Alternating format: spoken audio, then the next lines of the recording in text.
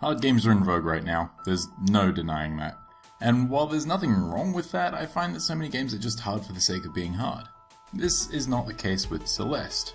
While its gameplay is difficult, it's the relationship between the challenging mechanics and the confronting, heavy subject matter that really makes Celeste special. You control Madeline, a young woman on a journey to reach the summit of Celeste Mountain. Along the way, she meets other climbers and finds that, despite the difficulty of the climb, some of the most challenging obstacles come from within. The plot, at its most basic, isn't anything special. Girl wants to climb the mountains, but it's a big-ass mountain, so it'll be tough. However, this simple premise is transformed into one of the most heartfelt stories I've ever played through in a game. Celeste deals with themes of self-doubt and depression, creating a relatable protagonist whose emotional struggles parallel our own mechanical struggles throughout the game.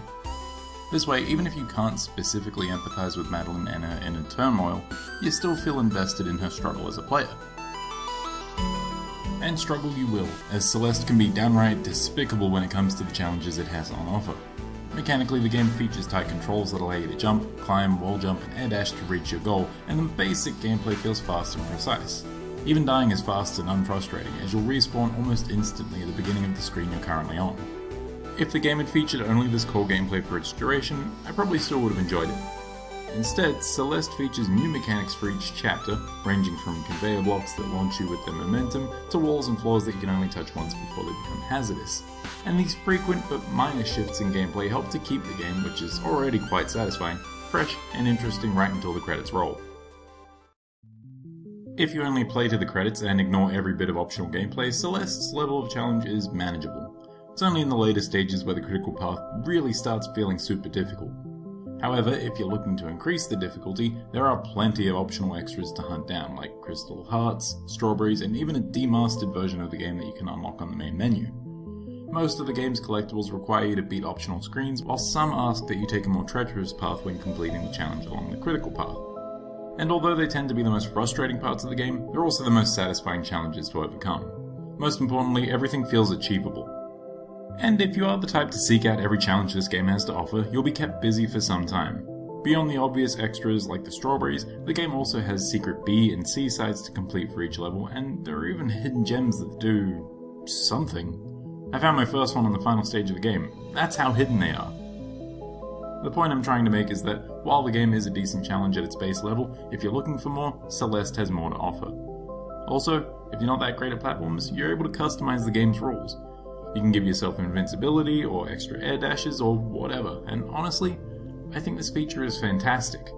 I think Celeste's story is worth experiencing, and if you're not good at platformers, then it's nice to know that the game has you covered, even if it does recommend giving the regular mode a go first. Part of what makes Celeste such a must-play experience for me is that, in addition to the game's sincere handling of its subject matter and the fun and frantic gameplay, its audio and visuals are awesome. Yes, Celeste is another pixel art platformer, but its art is really charming, from the simple, detail-modest character sprites to full-screen splash pages that reward players for completing a chapter. The various levels are also worth noting as they all convey a sense of cold loneliness. Whether we're talking about the opening level set in the mountain's rundown city, or the beautiful yet bleak cliffs that are lashed by constant gales, every locale feels distinct yet connected. The game's music has a similar quality. No matter what part of the game you're at, no matter the speed, the soundtrack almost always evokes a somber sense of isolation, which increases with intensity in each section as the game throws more and more challenges at you. As the music intensifies, you get into a real groove and it all just meshes so well. Also, while the game doesn't have proper voice acting, I was super surprised to find how emotive the game could be with what I'd call 8-bit Simlish. At the end of the day, that's about all I have to say about Celeste. I played on the Switch, and while it did crash about 3 times over the course of my time with the game, it didn't really affect my enjoyment at all. With that, I gotta say, Celeste is excellent.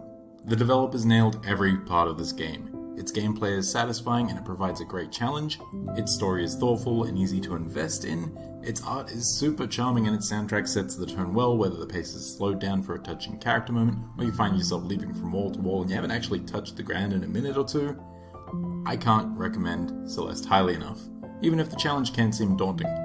Sometimes you just have to climb that mountain.